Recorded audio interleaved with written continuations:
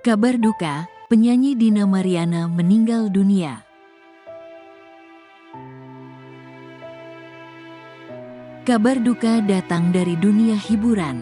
Penyanyi Dina Mariana meninggal dunia pada Minggu, tanggal 3 November tahun 2024. Ia mengembuskan napas terakhir di usianya yang ke-59 tahun.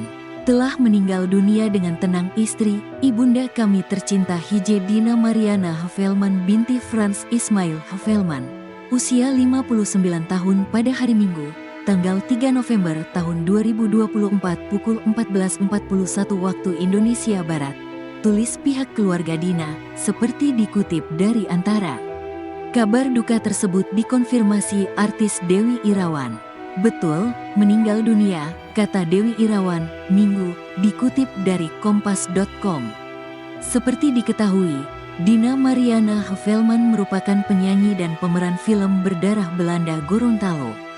Selama berkarir, ia telah merilis puluhan album serta membintangi puluhan film layar lebar.